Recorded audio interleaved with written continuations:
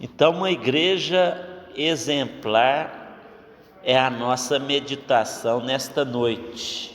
Vamos abrir em Atos 4, verso 33. Apenas este versículo.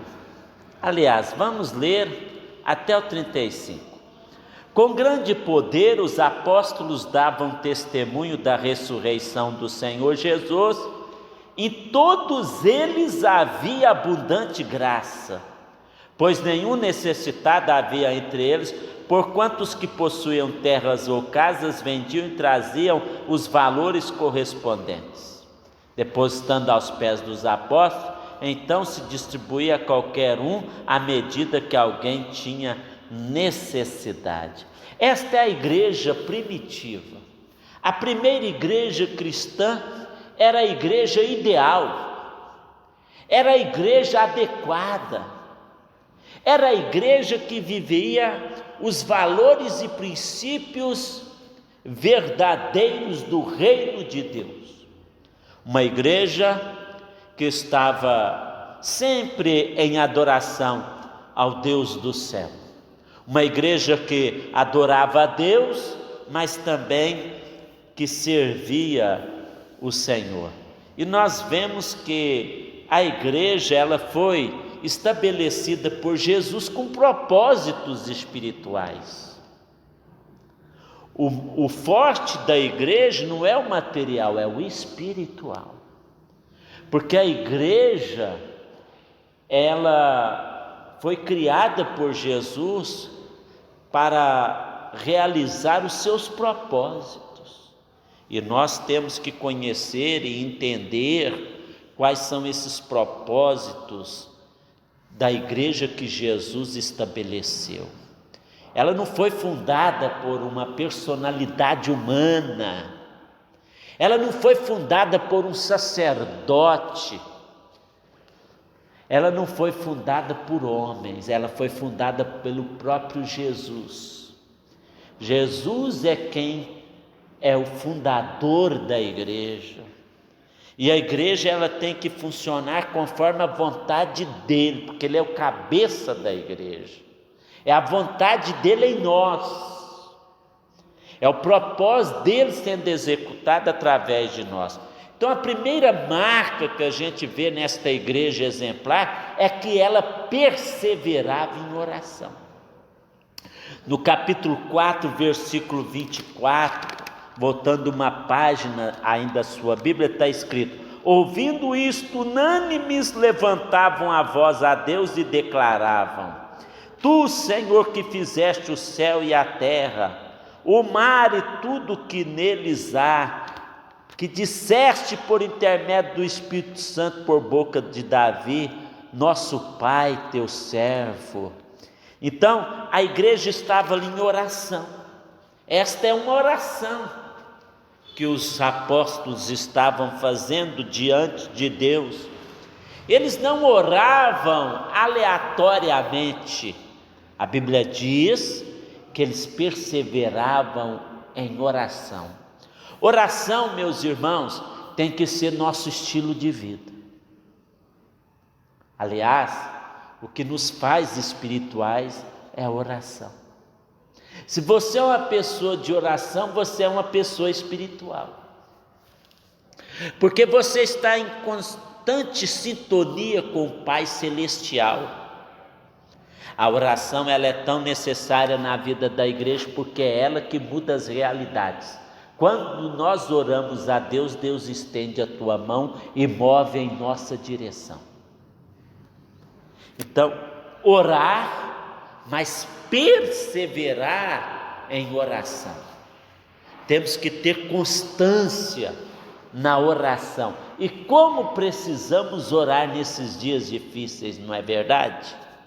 Como precisamos orar nesses dias tribulosos que estamos vivendo? Então, a primeira marca que nós vemos aqui neste texto sagrado é que a igreja exemplar é uma igreja que persevera em oração. Há uma fala no meio evangélico assim: muita oração, muito poder. Pouca oração, pouco poder. Nenhuma oração, nenhum poder. Para vocês verem a importância que a oração tem na vida do cristão e na vida da igreja. Como é importante nós gastarmos tempo em oração diante de Deus. Se você quer ter respostas de Deus, ore. Se você quer ter vitórias da parte de Deus, ore. Se você quer ver portas abrindo, ore a Deus. Se você quer ver vidas sendo salvas, ore a Deus. Se você quer experimentar um avivamento, ore a Deus. Tudo é pela oração. O inimigo ele não tem medo quando eu prego. O inimigo ele não tem medo quando você evangeliza. O inimigo não tem medo quando nós estamos ajuntados, mas o inimigo estremece, corre quando um crente dobra o joelho na presença do Pai. Quando o crente se coloca em oração diante de Deus, o inimigo não consegue permanecer, porque a oração é poder. A oração é relacionamento com Deus. Mas nós vemos também que esta igreja confia nas promessas de Deus. No versículo 25 a 27 de Atos 4 está escrito: porque disseste por intermédio do Espírito Santo, por boca de Davi, nosso pai, teu servo, porque se enfureceram os gentios e os povos imaginaram coisas vãs. Levantaram-se os reis da terra e as autoridades, ajuntaram-se a uma contra o Senhor e contra o seu ungido. Olha que oração tremenda. Deus, eles levantaram contra o Senhor e contra o seu ungido. Eu lembro-me quando estava pastoreando em Pouso Alegre, tinha um bar em frente à igreja, e o barulho era muito alto e enchia de gente, e não tinha jeito nem de eu pregar. Chamei a igreja, vamos orar, todo mundo agora, clamando o Senhor, para silenciar esse barulho, ou então para tirar esse povo deste lugar, para a gente cultuar a Deus. Fui lá no dono do estabelecimento, conversei, e ele não fez nada para mudar a situação. Nós fomos para a oração. Passou, meus irmãos, poucos dias, Deus tirou eles de lá. Aí nós ficamos livres do barulho para cultuar o nosso Deus, para adorar o nosso Deus. Então nós temos que confiar nas promessas de Deus. Deus, ele tem promessas para nós na sua palavra. Existem milhares e milhares e milhares de promessas, tanto no Velho Testamento como no Novo Testamento, para a igreja, para você, meu irmão, minha irmã, para nós. Nós não temos que mendigar promessas, nós temos que apossar das promessas, apropriar das promessas. Nós temos a marca da promessa, nós somos herdeiros das promessas através de Jesus Cristo. Você tem que orar em cima das promessas, você tem que confiar nestas promessas, que elas vão se tornar realidade na sua vida. Nada tendes porque não me pedis. Então orar a palavra, orar nas promessas de Deus. Deus, o Senhor diz na sua palavra, o Senhor prometeu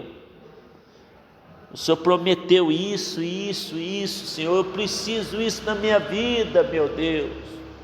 Então você está orando, está confiando na promessa e está pedindo ao Senhor para tornar a promessa realidade na sua vida. Então, confiar nas promessas de Deus, não deixar de olhar para as promessas de Deus para a sua vida, para a sua vida em todos os momentos.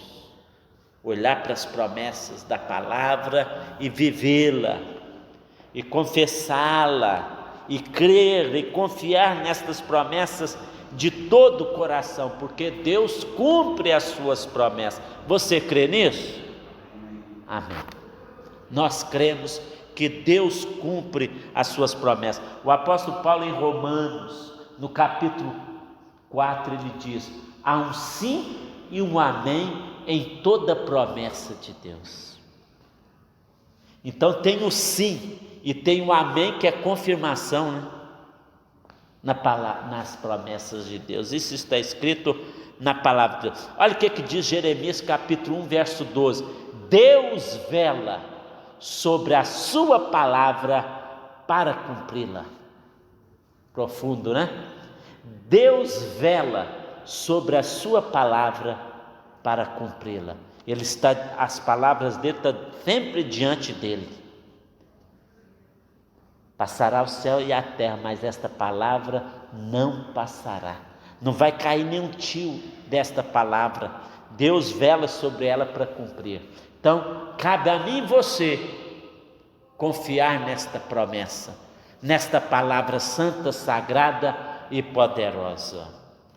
Também nós vemos outra atitude desta igreja. Esta igreja era uma igreja que ajudava os membros. É o que diz o verso 34: não havia nenhum necessitado entre eles, porquanto eles ajudavam uns aos outros. Os irmãos eram solidários com a necessidade do outro. Os irmãos deixavam com que o Espírito Santo os conduzisse em tudo.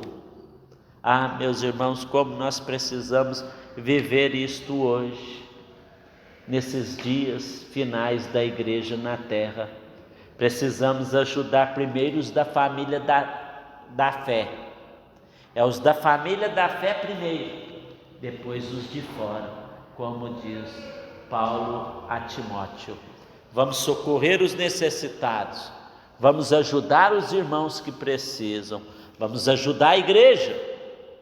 Às vezes a igreja sofre porque muitos não ajudam a igreja. Há várias formas da gente ajudar a igreja, e muitos às vezes não fazem isso, são negligentes, querem a bênção, mas não querem o compromisso. Querem tudo que Deus tem para dar, mas não quer fazer o que Deus manda. E a igreja sofre com isso, irmãos, não é verdade? Então nós temos que orar. Deus, dá-nos um coração sensível, fala conosco, Senhor, que nós possamos ser bons mordomos. Uma das coisas que nós temos que ser, irmãos, é bons mordomos, administradores daquilo que Deus coloca na nossa vida, amém? Era uma igreja também que testemunhava do Senhor.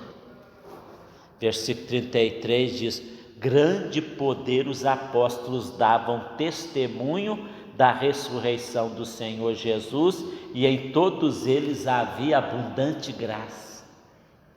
Deus, derrama abundante graça no meu coração, na minha vida, para que eu seja ousado no testemunhar do Senhor Jesus. Testemunhavam que Jesus morreu, mas ele estava vivo, ele ressuscitou dentre os mortos. Eles eram testemunhas oculares de Jesus. Agora você tem um testemunho para transmitir para as pessoas também. A obra que Deus está fazendo na sua vida é um testemunho, e as pessoas veem a obra que Deus está fazendo em você, e elas falam.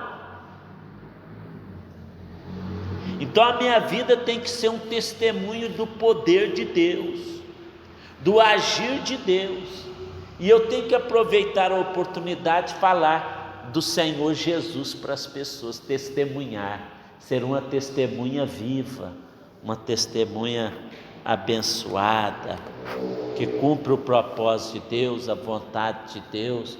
Não vamos deixar de testemunhar, porque nós estamos nesta terra para ser testemunho de Jesus Cristo. Quando o Senhor voltar e dar o fim de todas as coisas neste mundo, estarão todos diante do tribunal de Deus para o acerto de contas. Deus vai mostrar lá, Meus filhos estavam na terra sendo o meu testemunho.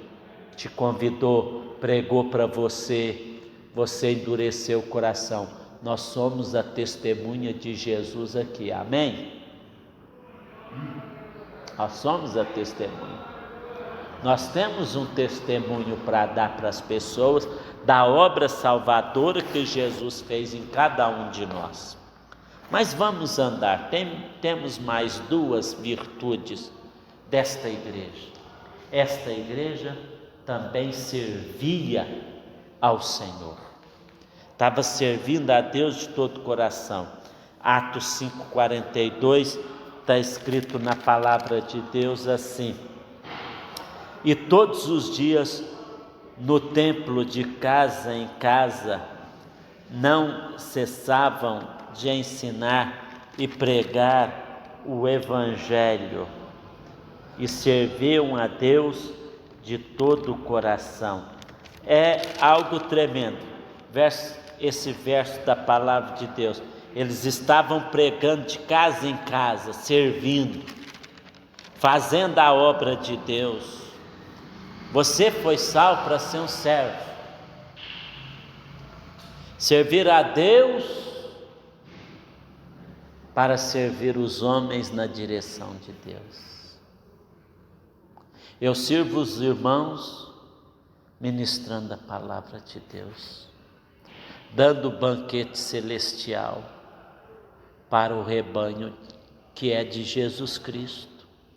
O rebanho não é do homem, é de Jesus. Precisa ser alimentado com a palavra, precisa ser fortalecido.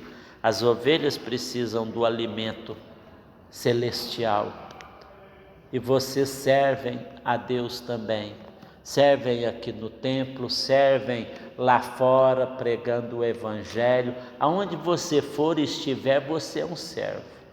Quem nasceu para não servir, não serve para viver. Jesus disse: eu não vim ser servido, eu vim servir. Pegou a bacia d'água, uma toalha, pôs no ombro e lavou os pés dos apóstolos. Um não queria que lavasse os seus pés, queria que lavasse todo o corpo. Jesus fala não, apenas os pés. E vós estáis limpos pela palavra que vos tenho ensinado, disse Jesus. Jesus deu a lição do servo. O servo tem que ser humilde. E foi humilde, dobrando-se diante dos discípulos e lavando os pés dele. É muita humildade para o Rei Jesus, para o Salvador, para o Criador, para o dono de tudo. Não é muita humildade? E nós temos que imitar Jesus. Aprendei de mim, disse Jesus. Aprender a ser servo com Jesus. Nós temos que imitar Jesus, porque Ele é o servo sofredor, Ele é o servo perfeito, e nós fomos salvos para servir a Deus e o nosso próximo, né? Servir a Deus e o nosso próximo. Também a igreja estava sempre em adoração, sempre adorando o Senhor, reconhecendo o que Deus é, reconhecendo o que Deus faz pela igreja, pelos irmãos.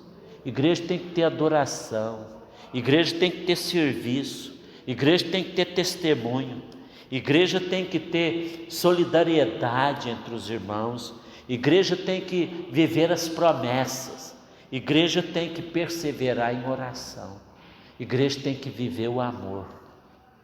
Vós serão conhecidos como meus discípulos se amarem uns